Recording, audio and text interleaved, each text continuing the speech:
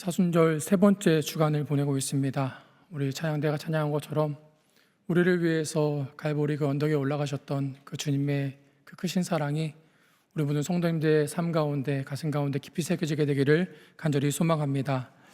이 은혜를 기억하면서 또 부활주일을 찬양으로 준비하는 찬양대가 있습니다. 어딘지 아십니까? 할렐루야 찬양대입니다, 여러분. 4월 5일에 우리 부활절 찬양에 우리 할렐루야 찬양대가 섬기게 됐는데요. 위에서 기도해 주시고 함께 찬양한 자리에 같이 해주시기를 바랍니다. 날씨가 좀 오락가락하지요. 춥다가 덥다가 애매합니다. 그래도 바야흐로 봄이 온 것 같습니다. 그럼 봄하면 많은 생각들이 있지만 아무래도 봄하면은 마음이 설레잖아요. 여기저기 다니고 싶기도 하고 나들이 가고 싶기도 하고 소풍 가고 싶기도 하고 봄은 그렇게 나들이 가고 싶은 계절입니다. 소풍 가고 싶은 계절이고요. 예전에 교회학교에서 부활주일이 지나면은 꼭 아이들과 함께 이렇게 소풍을 다녔던 것 같아요. 소풍 가면 참 즐거웠었습니다. 가면은 재밌는 게임도 많이 하고 선물도 많이 주시고 또 선생님들이 재밌는 우리에게 어떤 행사들을 많이 준비해 주신 걸 보면서 참 행복했던 기억이 있습니다. 교회학교에서 이렇게 소풍을 가면요, 그날 그 소풍에 하이라이트가 있습니다. 맨 마지막 시간에 하는 건데요, 여러분 뭔지 아세요? 보물찾기입니다. 보물찾기. 잘들 하셨어요? 선생님들이 이제 미리 오셔서 보물을 다 이제 숨겨놓고 딱 마지막 시간에 아이들한테 가서 지금부터 몇 시까지 몇 분까지 보물을 찾아와라 그러면은 그 찾은 보물을 가져와가지고 선물로 바꿔주는 거예요. 근데 저는요, 보물을 찾아본 적이 없습니다. 아마 한 번쯤은 있었던 것 같아요. 근데 꼭 걸려도 꼴찌, 꽝 이런 것만 걸리는 거예요. 근데 꼭 그런 걸 또 잘 찾는 친구들이 있습니다. 꼭 몇 개씩 찾아가지고 자랑하는 친구들이 있어요. 이게 달란트인 것 같습니다. 저는 행운권 이런 거 잘 안 걸리고요, 보물찾기 이런 걸 잘 못하더라고요. 오늘 설교가 보물이 있는 곳, 보물에 대한 이야기인데요. 오늘 아침에 오늘 수요기도에 갈까 말까 하다가 설교 제목 보고 한번 가봐야겠다 하신 분이 계시다라고 제가 한 2분 정도 그러시다고 들었습니다.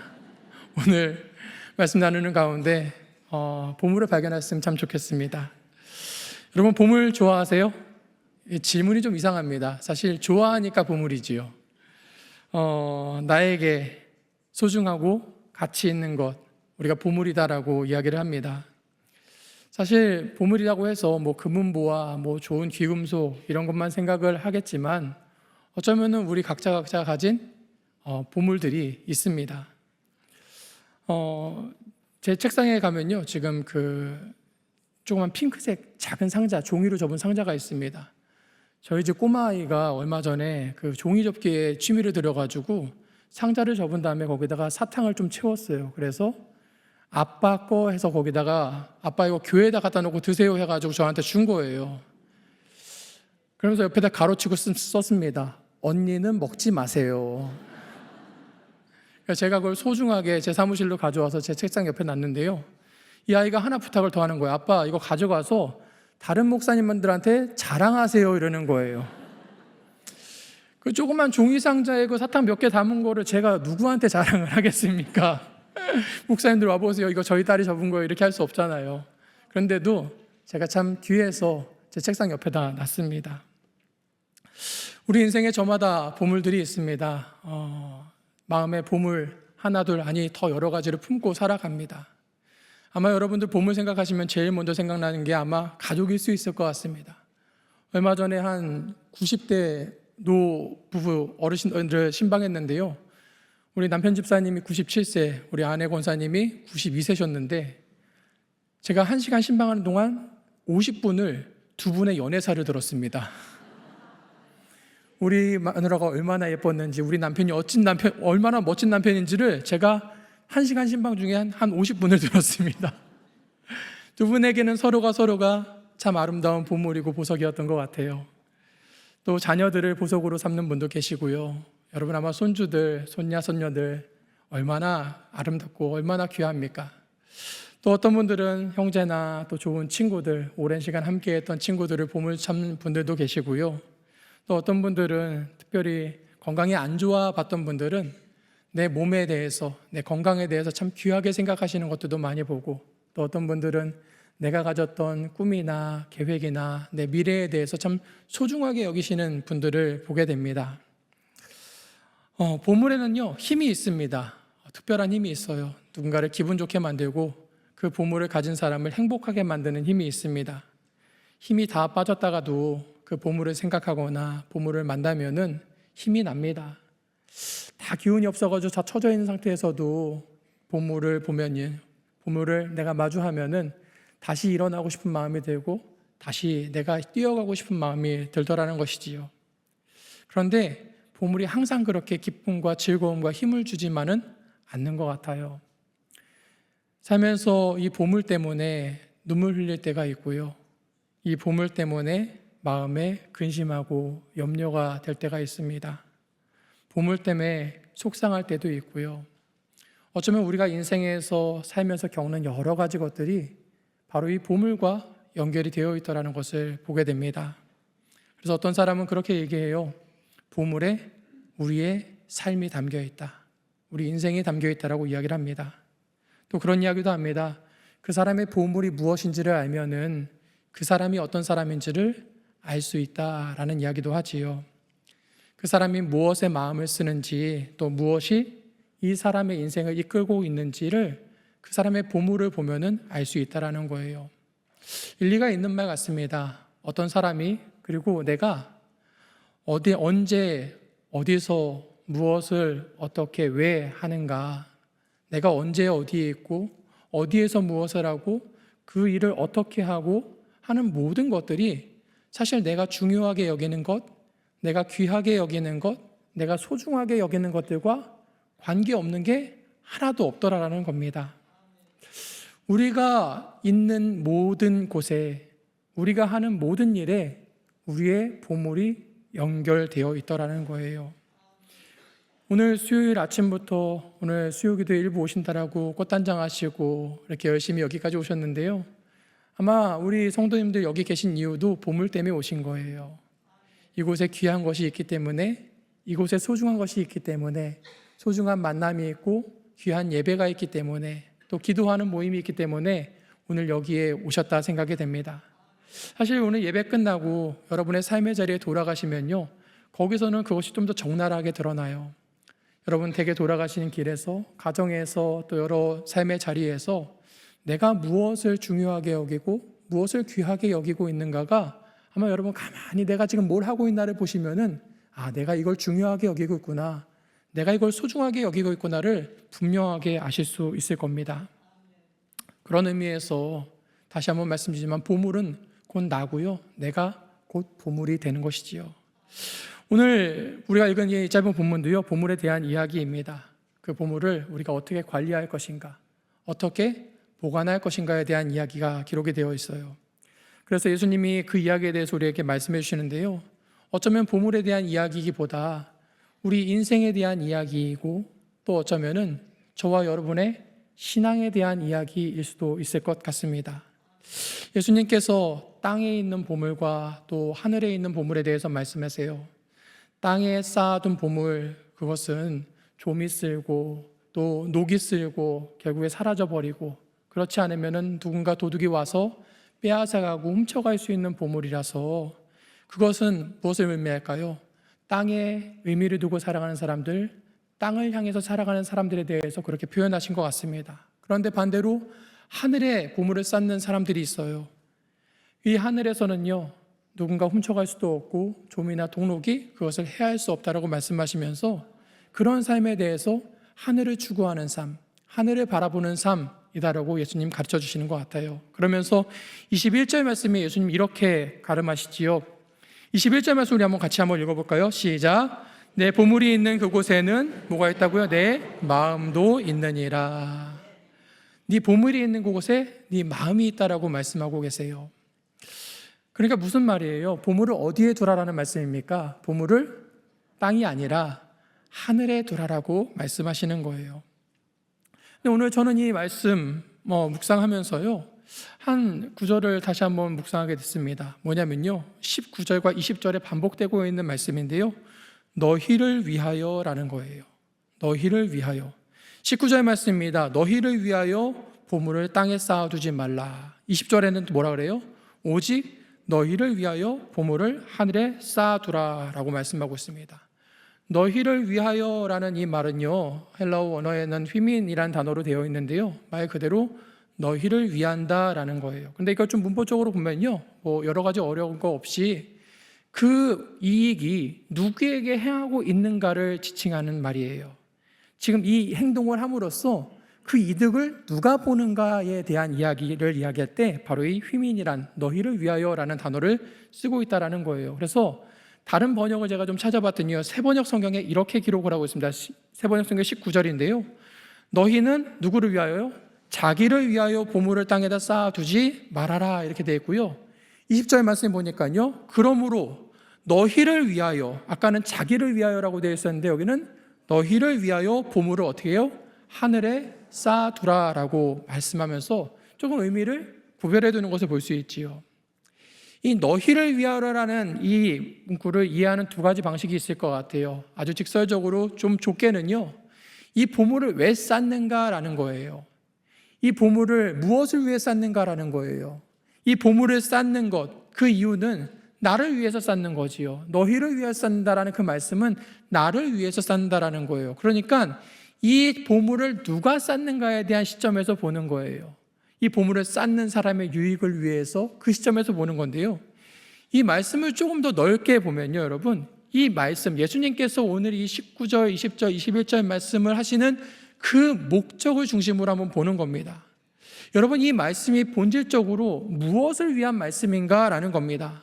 그러니까 예수님께서 이 말씀을 그 무리들과 제자들에게 하실 때에 예수님께서 이 말씀을 어떤 목적으로 하셨는가라는 측면에서 이 말씀을 이해할 수가 있어요. 누구를 위해서요? 너희를 위해서 이 말씀을 하고 계시다라는 거지요. 예수님께서 이 말씀을 제자들에게, 무리들에게 하시는 목적이 뭐냐면요, 그게 바로 너희를 위해서였어요. 이것이 바로 예수님께서 이 말씀을 하신 이유였다라는 거예요.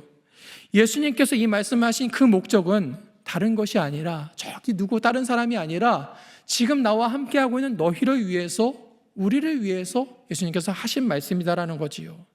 그 목적은요, 우리가 보물을 땅에 쌓아두는 삶을 살아가는 것 아니라 영원한 하나님 나라의 보물을 쌓아두는 삶을 살도록 하시기 위해서, 누구를 위해서? 우리를 위해서, 나를 위해서 이 말씀을 들려주고 계시다라는 거예요.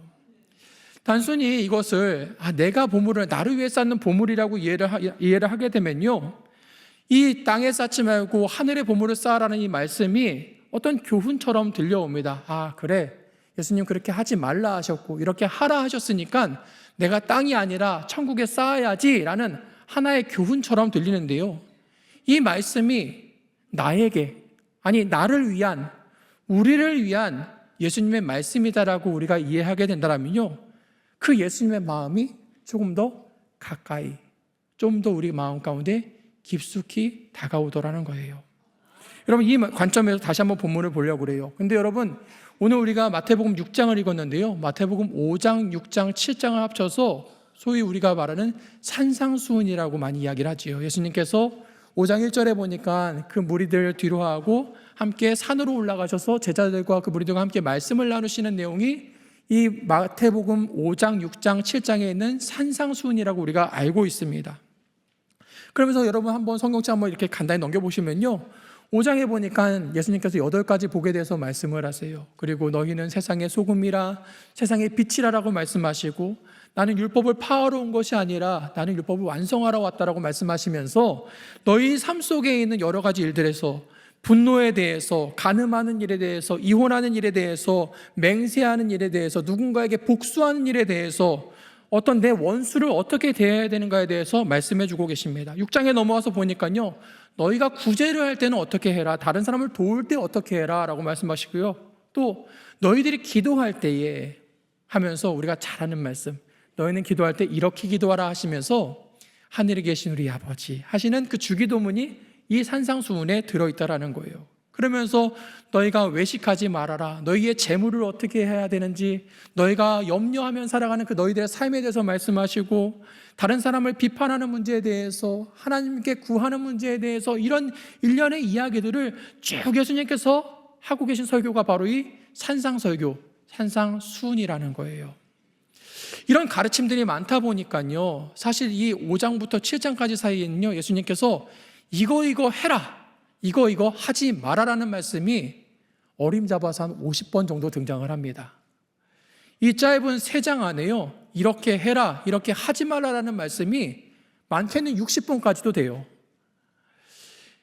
이 산상수훈을 읽을 때 이 교훈들을 쭉 읽다 보면요, 물론 은혜가 되기도 하지만 이것 해라, 이것 하지 마라라는 말씀이 계속해서 반복되니까 사실 이 말씀 묵상할 때마다 적잖이 부담이 되지 않을 수가 없습니다.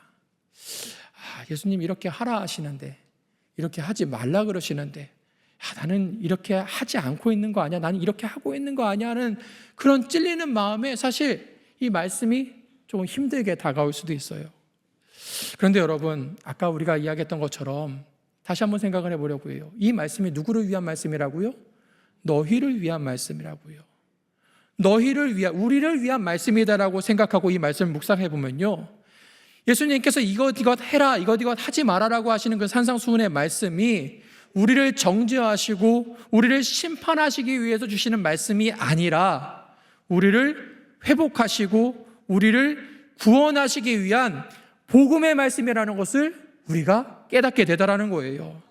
하나님의 백성을, 자기 백성을 완전하게 하시고 온전하게 하시는 그 하나님의 마음이, 그 예수님의 마음이 이 설교 안에 담겨 있더라라는 거지요.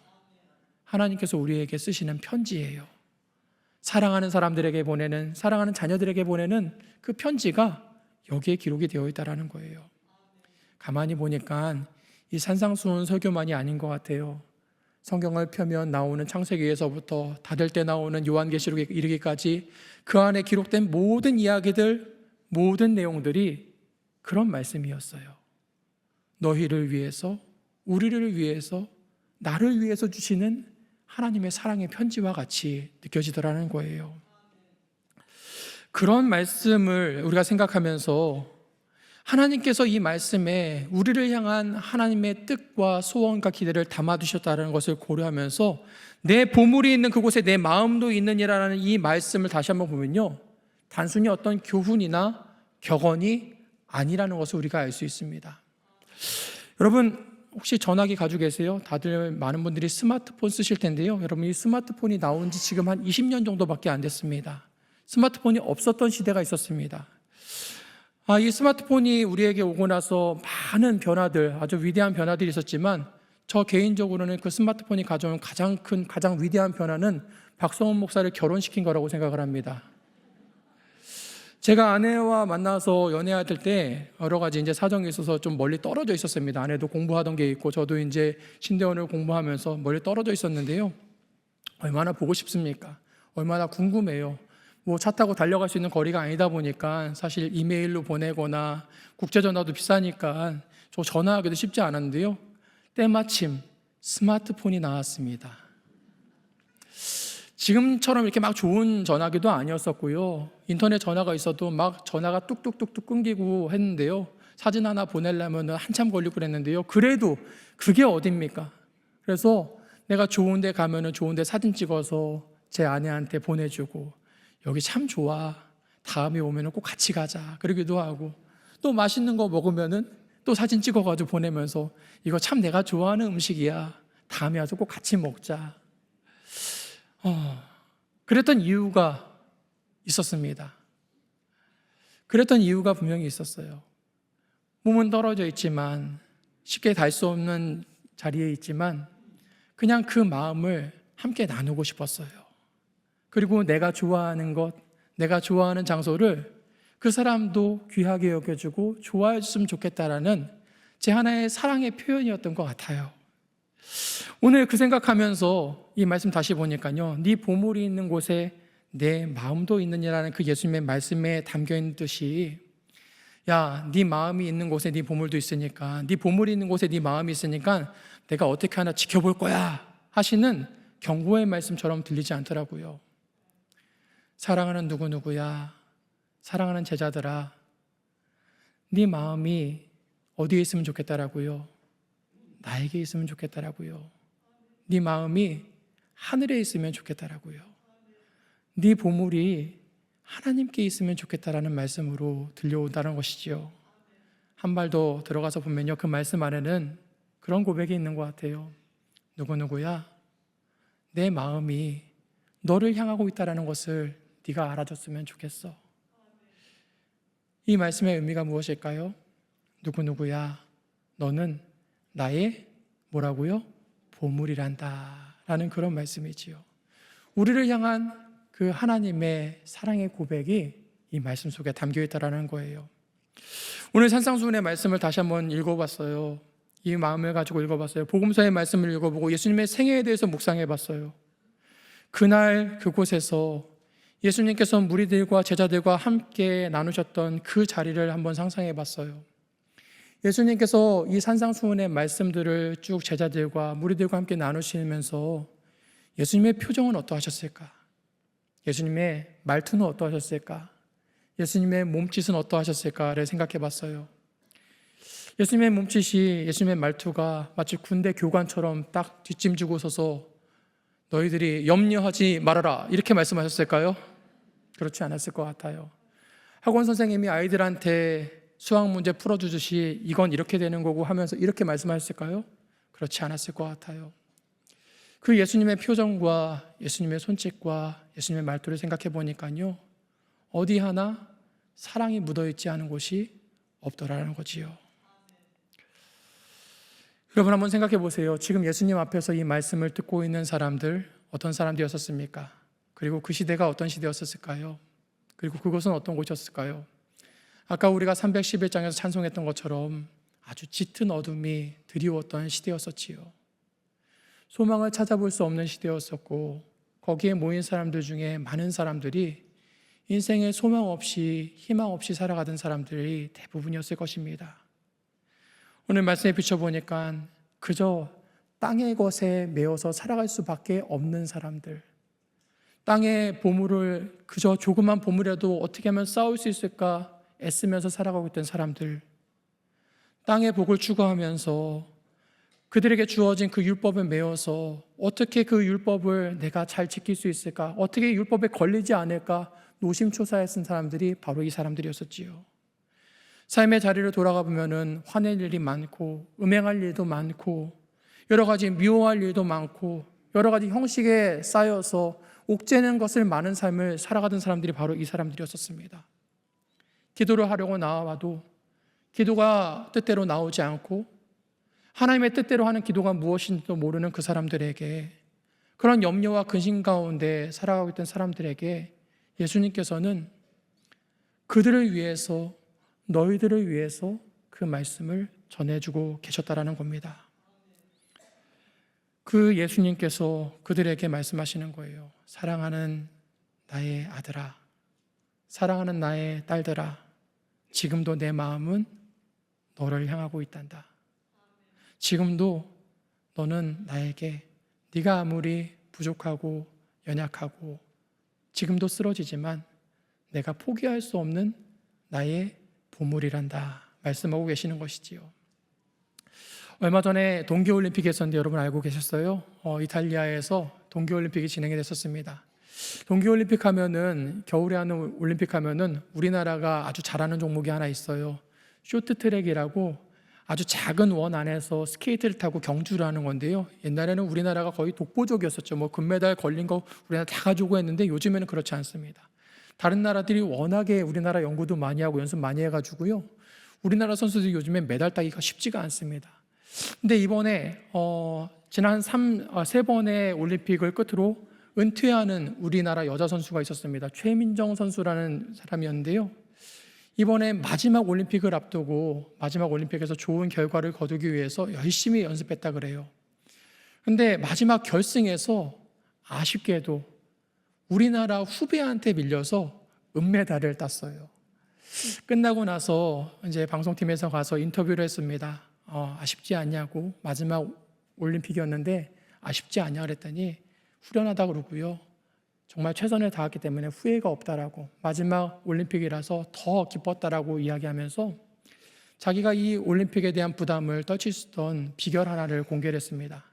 올림픽 출발하기 전에 그 최민정 선수 어머니가 그 딸에게 쓴 편지를 공개를 했어요. 그 내용을 읽으면서 참 감동이 있어서 조금 긴 내용이긴 하지만 제가 가져왔습니다. 이런 내용이었습니다. 사랑하는 우리 딸에게, 벌써 내가 올림픽에 3번째로 출전한다는 게 엄마는 믿기지가 않아. 6살 때 스케이트를 처음 신던 그 작은 아이가 이렇게 큰 무대에 서다니 그 자체로 엄마는 이미 기적 같아. 이번이 마지막일 수 있다는 생각에 엄마는 자꾸 마음이 울컥해진다. 그동안 네가 얼마나 많은 일들을 참고 얼마나 버티고 혼자서 울었었는지 엄마는 알고 있단다. 남들 눈에는 국가대표 올림픽 선수이지만 엄마 눈에는 그냥 아프면 아프다고 말 못하고 힘들어도 참고 웃던 내 딸이야. 결과와 상관없이 무사히 다치지 말고 웃으면서 돌아와. 그것만으로 엄마는 충분해. 사랑한다 정말 많이, 존경한다 우리 딸. 그러면서 한마디를 덧붙였는데요. 너는 이미 엄마 인생의 금메달이야. 저는 이 편지 읽으면서 우리에게 보내시는 하나님의 편지처럼 들리더라고요. 우리도 어쩌면은 그 작은 트랙과 같은 짧은 인생을 정말 치열하게 살아갑니다. 여러분 쇼트트랙 경기를 보셨겠지만 참 그 짧은 그 원안을 돌면서 부딪히기도 많이 부딪히고요. 사고도 많이 나고요. 부상도 많이 당해요.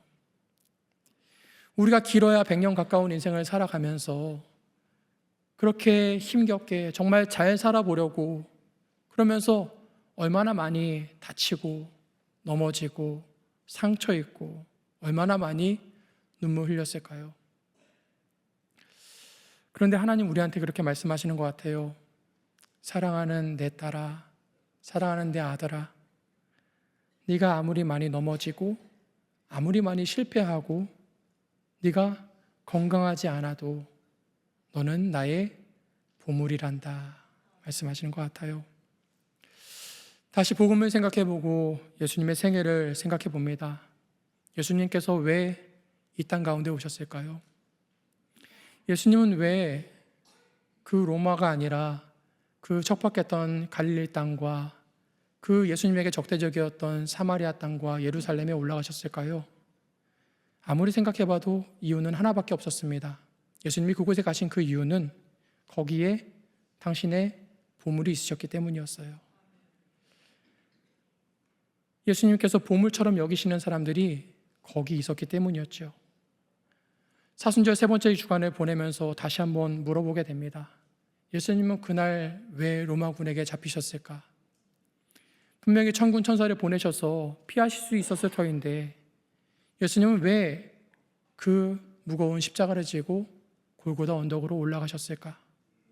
예수님은 왜 그 십자가에 달리셨을까? 다른 이유를 찾을 수가 없습니다. 보물 삼아주신 우리를 위해서, 죽음에 빠져 살고 있던 우리를 구원하시기 위해서, 그 보물이 있는 곳에 예수님의 마음이 있으셨기 때문이지요. 죽어가던 이들이 있던 곳에 예수님의 눈물이 있으셨고 예수님의 땀과 피가 그곳에 있었던 것입니다. 제가 아까 교회 학교 소풍 가가지고 보물을 한 번도 못 찾았다 그랬는데요. 매번 실패하다 보니까 저도 좀 오기가 생겨서 한 번은 친구들과 모의를 했습니다. 모의는 뭐였냐면요, 보물 숨기는 선생님들을 미행하기로 했습니다. 그래서 분명히 선생님들이 점심시간쯤에서 보물을 숨기실 것 같아서 점심 빨리 먹고 선생님들이 어떻게 움직이시나 가만히 봤는데요, 그날따라 선생님들이 전혀 미동도 안 하시는 겁니다. 아, 실패했다. 선생님들 아침에 와서 심고 가셨구나 생각이 들었어요. 시간이 돼서 보물찾기가 시작됐고요. 역시나 그날도 한 장도 못 찾았습니다. 그러고 나서 이제 보물찾기가 끝나고 다들 모여있는데요, 전도사님이 올라오셔가지고 그러시는 거예요. 또 아주 속상하게, 여러분 보물 많이 찾으셨죠? 그러신 거예요. 제가 기분이 좋을 리가 있겠습니까? 하나도 못 찾았는데. 근데 이상한 일이 있었습니다. 그날 보물 찾은 아이가 한 명도 없는 거예요. 전도사님이 아주 속상한 얼굴로 하시더니, 여러분 보물을 그렇게 많이 뒀는데 하나도 못 찾으면 어떡합니까? 그러시는 거예요. 어리둥절하지요. 그러더니 전도사님이 한마디를 덧붙이셨습니다. 여러분 보물은 바로 뭐라고요? 여러분입니다. 그러면서 그날 왔던 모든 아이들에게 선물을 다 똑같이 나눠주셨어요. 여러분, 오늘 보물 찾으러 오신 분들, 오늘 수요기도에 보물 찾으러 오신 분들, 보물 발견하셨습니까? 이 성전 곳곳에 제 뒤에도 제 옆에도 많은 보물들이 있으세요. 저와 여러분, 우리 영락교회가 하나님의 보물인 줄 믿습니다. 우리 서로에게 한번 이렇게 말해볼까요? 당신이 하나님의 보물이십니다. 바로 여기가 우리가 옛날 소설책에서 읽었던 보물섬이고 보물선인 줄을 믿습니다. 뿐만 아니라 하나님께서 저와 여러분들, 또 우리의 가정, 특별히 우리 자녀들을 하나님의 보물 삼아 주실 줄을 믿습니다. 하나님께서 저와 우리의 삶을 좀도 먹지 않고 동록이 해할 수 없는, 도둑도 빼앗을 수 없는 그 하늘의 보물로 삼아 주실 것을 믿습니다. 하나님께서 이 세상을 보물 삼아 주셨어요. 아까 우리 강 목사님 기도해 주실 때 정말 이 땅 가운데 일어나고 있는 많은 전쟁과 아픔들을 위해서 같이 기도했었는데요, 어떻게 보면 참 소망이 없어 보이고 희망이 없어 보이는 이 세상이지만 요한복음 3장 16절에 예수님 그렇게 말씀하셨지요. 하나님이 세상을 이처럼 사랑하사. 그것이 이 땅을 보물 삼으신 하나님의 마음인 줄 믿습니다. 그렇기 때문에 하나님께서 분명히 회복시키실 것도 믿습니다. 이제는 저와 여러분이 하나님만 보물 삼는 인생 살아가기를 축복합니다. 우리의 삶의 모든 귀한 것들 땅에 쌓기 위해서 수고하고 애쓰는 것 아니라 하나님께 맡겨드릴 때에 하나님께서 그것들을 지키시겠다라고 우리에게 약속해 주셨어요. 20절 말씀해 보니까 오직 너희를 위하여 보물을 하늘에 쌓아두라. 하나님께서 우리 인생을 지키시겠다는 약속이고요, 우리 자녀들을 지키시겠다는 약속이고요, 우리 영락교회를 지키시겠다는 하나님의 약속인 줄로 믿습니다. 우리 인생이, 우리 가정이, 우리 영락교회가 이 나라와 세계 열방이 하나님 나라의 보물로 아름답게 빛날 수 있게 되기를 주님의 이름으로 축원드립니다. 함께 기도하겠습니다. 사랑과 은혜의 하나님 아버지, 매일 땅을 딛고 일어나 땅을 딛고 걸으며 땅에 마음을 두고 보물을 쌓으며 하루하루 죽음을 향해 나아가는 저희들을 하나님의 보물 삼아 주셔서 예수님의 십자가 보혈로 영원한 하늘의 생명 살게 하신 은혜에 감사를 드립니다. 그 사랑과 은혜를 기억하며 이제 저희들의 삶과 저희들의 마음과 저희들의 삶의 보물들을 하늘에 쌓기를 기도합니다. 여전히 흠이 많고 연약한 저희들이지만 하나님 나라의 보물로 삼으셨사오니 저희들의 삶과 저희의 가정과 일터와 저희 영락교회를 더욱더 거룩하고 아름답게 빚어주셔서 하나님의 영광을 드러내는 복된 성도, 복된 가정, 복된 교회 되게 하여 주시옵소서. 이 모든 간구를 저희를 위해서 이 땅에 오셔서 복음의 능력이 되신 우리 구주 예수님의 이름으로 기도하옵나이다. 아멘.